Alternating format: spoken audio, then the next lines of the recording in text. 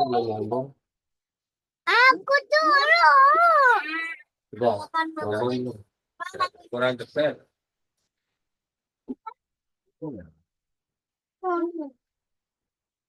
Udah, nyambung belum? Mana? Oh, nyambung. Ini kelinci. Ya.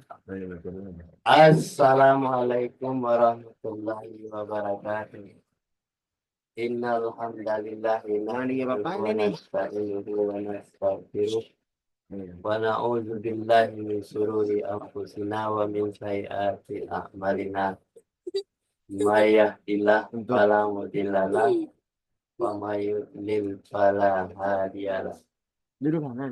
Asyhadu an la ilaha illallah wahdahu la syarika lah wa asyhadu anna Muhammadan abduhu wa rasuluh. Sallallahu ta'ala alaihi karim. A'udzu billahi minasyaitonir rajim. Bismillahirrahmanirrahim. Ya ayyuhalladzina amanu taqullaha wa tanzuru nafsun ma qaddamat lighad wa taqullaha innallaha khabirum bima ta'malun. Sadaqallahu Alhamdulillah, kita aturkan kehadirat Allah Subhanahu wa taala. Pagi hari ini kita tetap istiqamah mempelajari ayat Allah dan ajaran Rasulullah dengan nikmat iman, nikmat Islam, sehingga tenang kita untuk mempelajarinya, sehingga kita tetap memberikan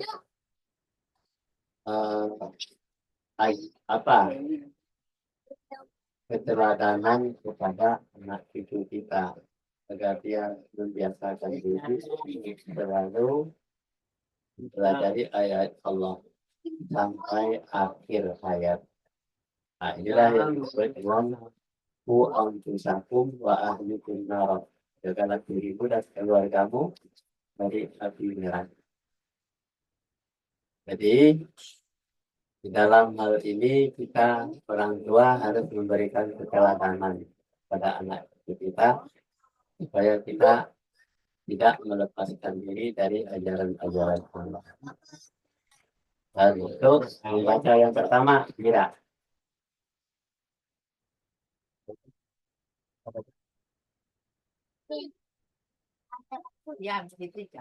Rasulullah ajarkan kepadaku sesuatu yang harus saya minta kepada Allah.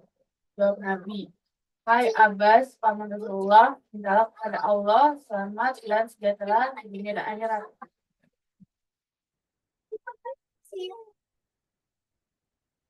Ya, kalau kita perhatikan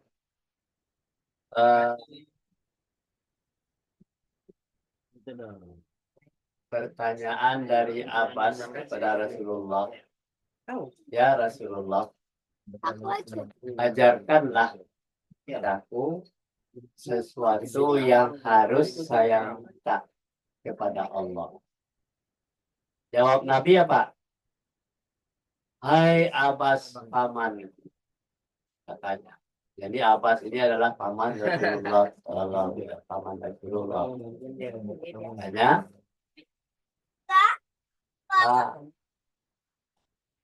mintalah kepada Allah. Jangan minta kepada Rasulullah, tapi hanya minta kepada Allah. Sebab segala sesuatu itu Allah yang punya, Rasulullah tidak punya. Makanya disuruh minta kepada Allah agar Anda selamat, sejahtera dunia akhirat. Nah, ini contohnya. Nah, sekarang Anan baca.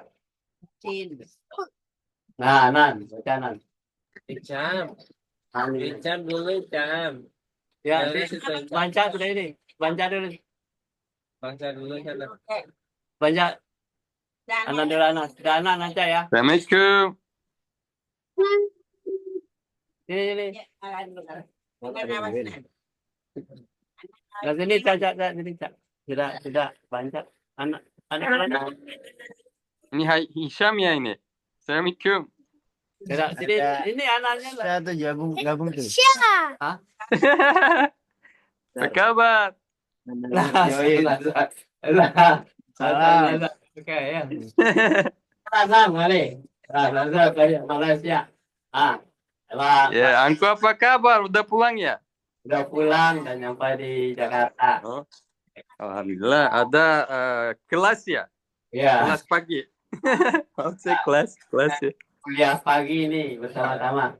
Nanti Oh, Bang Nazar Sultan Pangedua Alam nanti membaca ya sudah ini ya. iya. Ya mau belajar bahasa Indonesia juga belajar Ya, Al-Quran sama Anko insyaallah. ya, sama. Jadi ini, Gimana? Iya. kita lanjut nih, ini baca mau baca nih. Rintangan Mhm.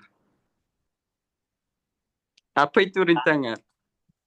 Artinya hidup manusia apa itu rintangan? adalah sifat-sifat iblis, Ada Lego kan mau dikoleksi. setan, Jangan. Oh. dan yaitu Lego yang dikoleksi. dengki, Oke. Kamu gitu. perselisihan, Hanan. Di mana Hanan? Oh, di benci, sana. Oh, Hisham itu. benci, No, I'm reading. permusuhan, dan pengerusakan. Nah, iblis, Oh, Masya Allah.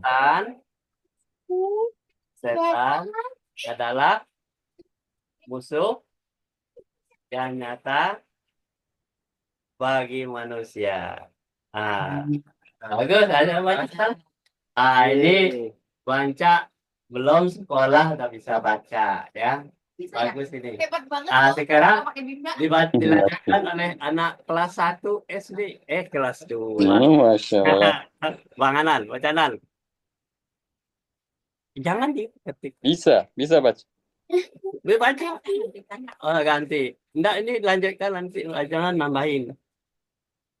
Baca yang benar. Tadi yang mana? Sampai yang mana? Iya, sampai bawah nanti. Rintangan hidup manusia adalah sifat-sifat itu perselisihan, benci, permusuhan, dan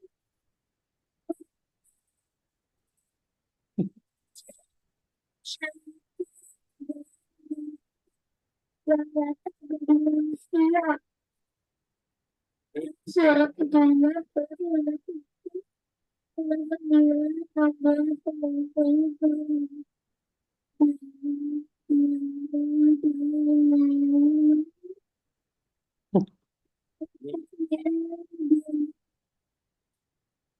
Jadi ini rintangan hidup manusia itu adalah, jadi manusia itu hidup ada rintangannya. Apa rintangannya? Itu sifat-sifat iblis setan. Yaitu ada dalam diri manusia, ada kedengkian, ada perselisihan, ada benci, ada permusuhan, ada pengerusakan. Itu ada tuh. Jadi manusia untuk berbuat baik, rintangannya itu iblis. Jadi untuk mencapai seorang yang bisa tidak dengki, tidak benci, tidak terikir dan sombong dan perusakan, ya, dan permusuhan, satu-satunya kita tahu dulu strategi iblis. Jadi kalau kita tidak tahu strategi iblis, sebab iblis itu adalah menghalang-halangi orang untuk berbuat baik, untuk beriman dan bertakwa kepada Allah. Jadi iblis setan adalah musuh yang nyata bagi manusia. Jadi kalau kita Islam beriman kepada Allah dan Rasulnya, jangan dipakai sifat-sifat iblis setan, yaitu dengki, perselisihan, benci, permusuhan, dan perusakan. Itu berarti kita tidak beriman dan bertakwa lagi kepada Allah. Kenapa? Iblis setan itu adalah musuh yang nyata bagi manusia. Jadi ini kita harus waspada. Mulai dari bangun tidur sampai tidur lagi, kita akan selalu dirintangi oleh iblis setan yang tertutup itu. Itu makanya kita waspada. Silakan ini si Sultan Penghulu Alam. Sultan Penghulu Alam baca. Ya. Oke, saya bisa baca tapi tidak ngerti. Apa-apa. Baca aja sedikit-sedikit. Ya, setelah mengetahui visi dan misi Allah. Oke, vision dan mission. Oke, saya ngerti itu. Ya. Maka proses pemahaman syahadat dan hasil pemahaman syahadatnya harus sesuai dengan visi dan misi Allah. Nah, ini Hisham bagus artinya apa tulisannya itu sudah Hisham? bagus. Ya, setelah kita mengetahui ya visi dan misi apa, mengetahui visi dan misi Allah, maka proses pemahaman syahadat, proses pemahaman syahadat tersebut. Iya. Oh, lanjut aja bisa. Ya, proses pemahaman ya. Gitu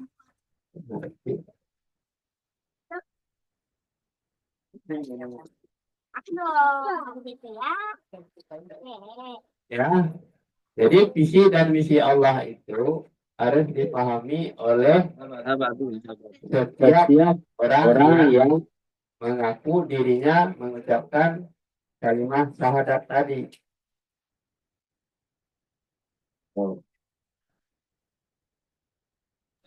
Maria. Ya. Apa visi dan misi Allah itu?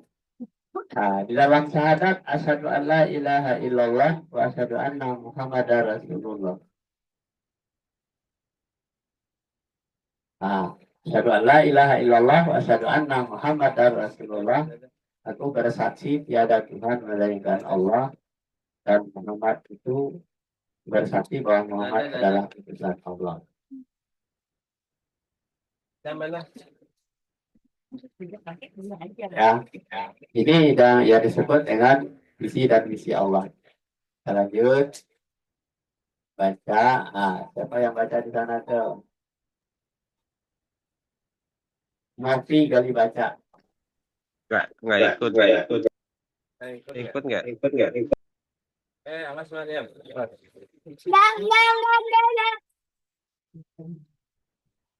Kita. Novi baca Novi.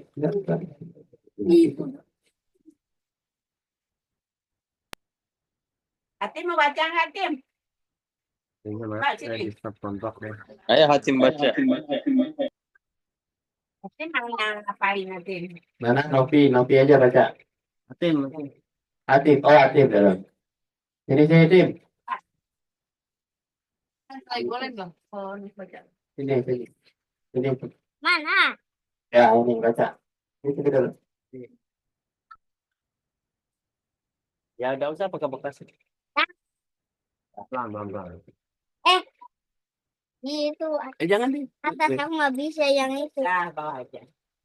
Berarti. Berarti beka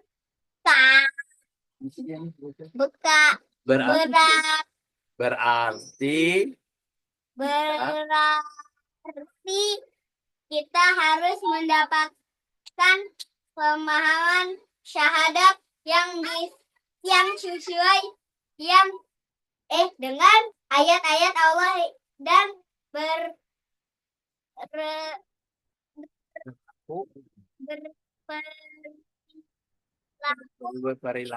Islami. Bagus Bang Atif.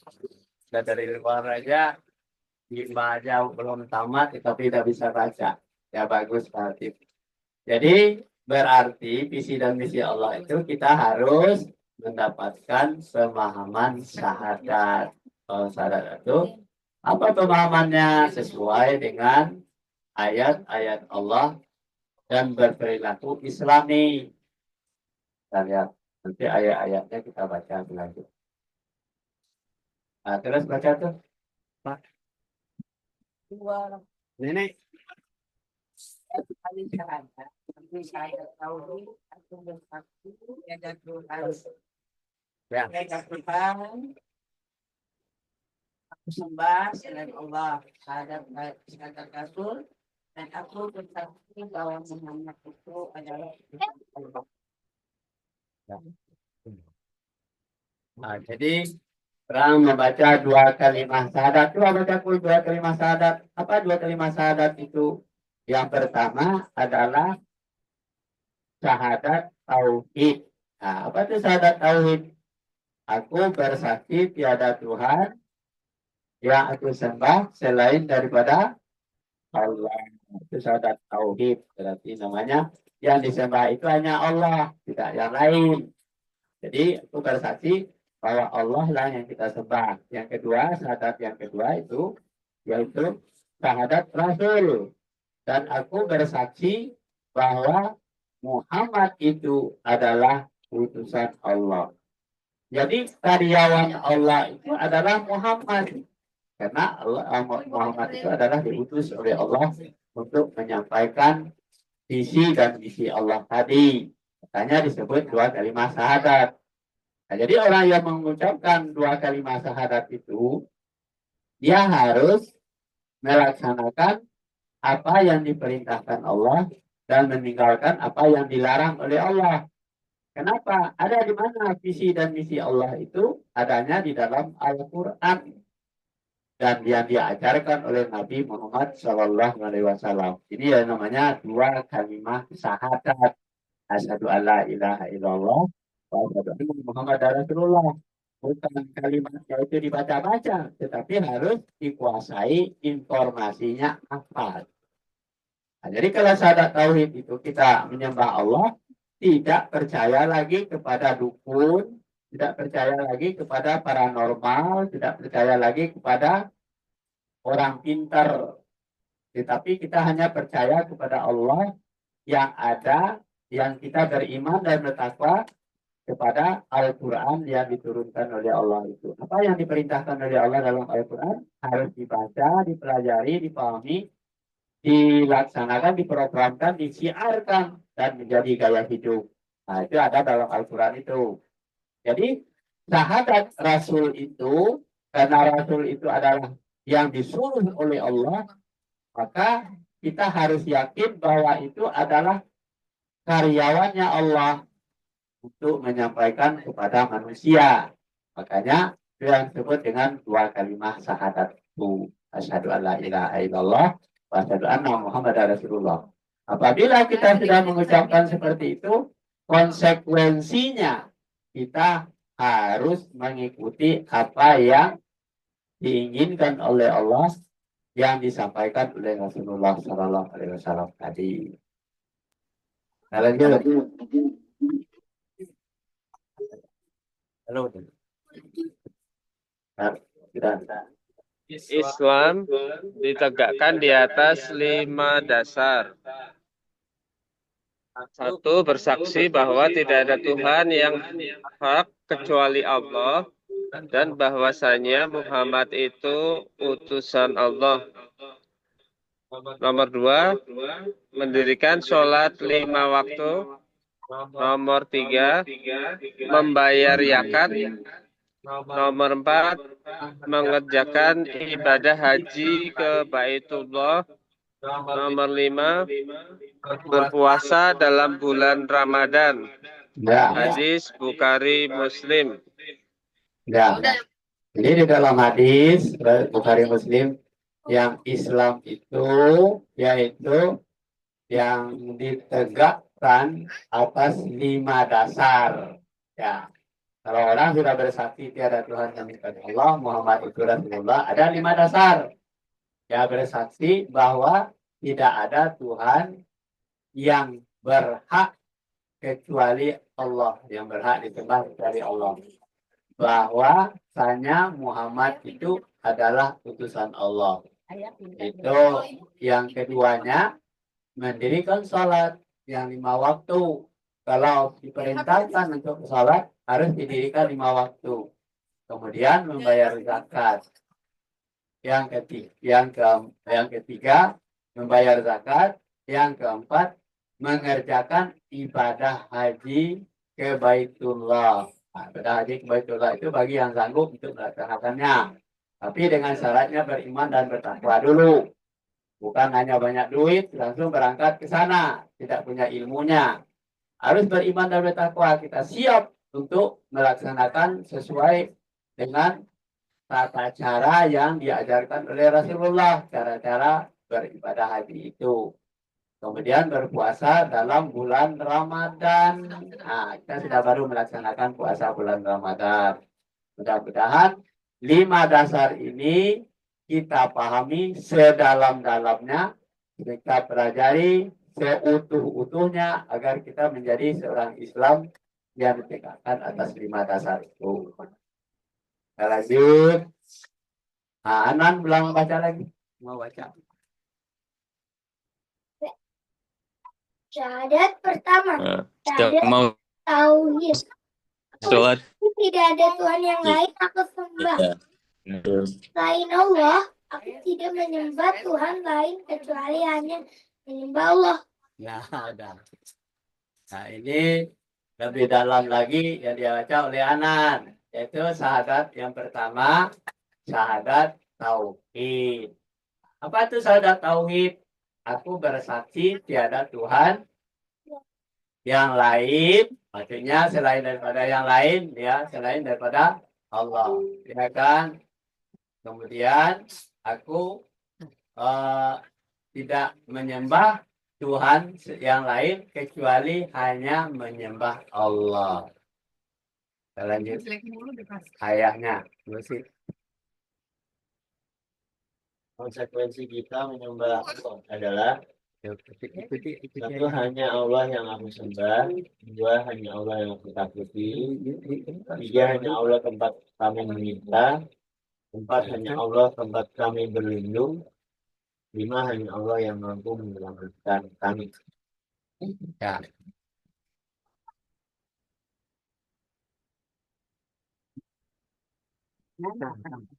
Ya, ini konsekuensi.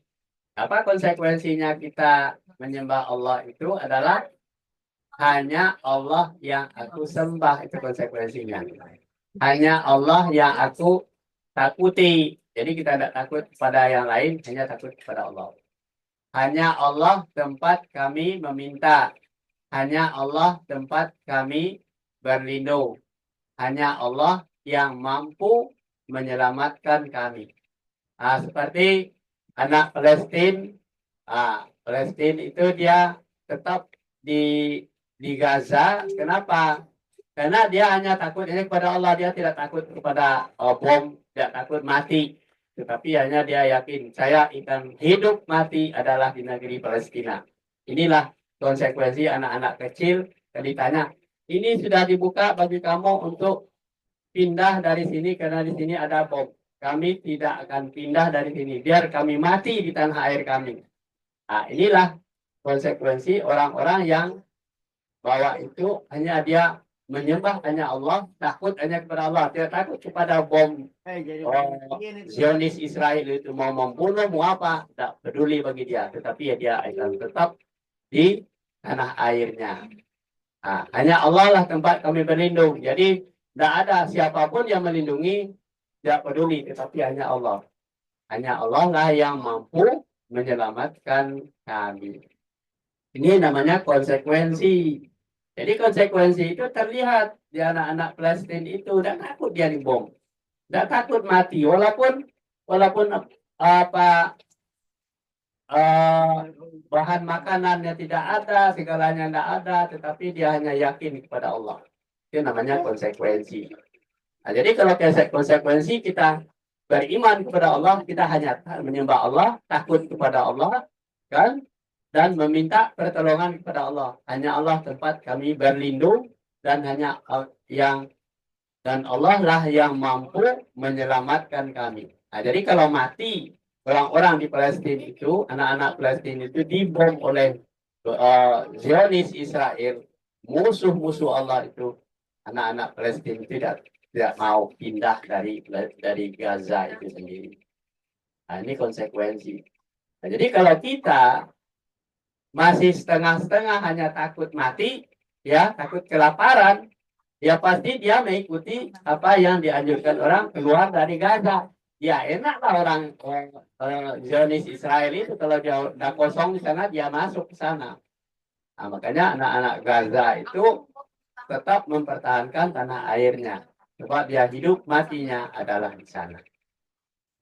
Begitu juga orang tuanya yang berjuang untuk melawan, mempertahankan negara Palestina itu, dia berpesan kepada anaknya, "Hai anakku, ayah kalau tidak kembali lagi ke Palestina, kita bertemu nanti di surga."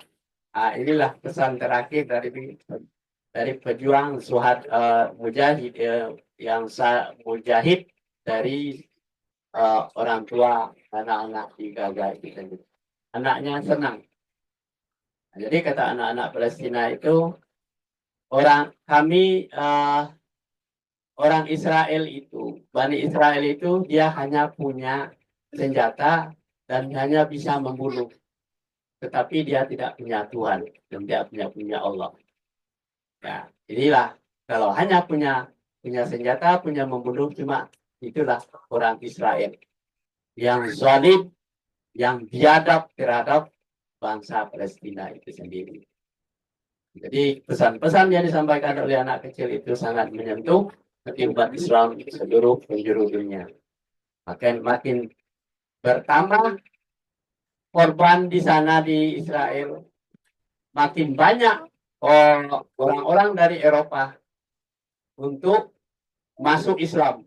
Kenapa? Orang ingin mempelajari Islam. Kok anak-anak Palestina itu mau ya mempertahankan, tidak takut mati, dan dia mempertahankan dirinya di Palestina.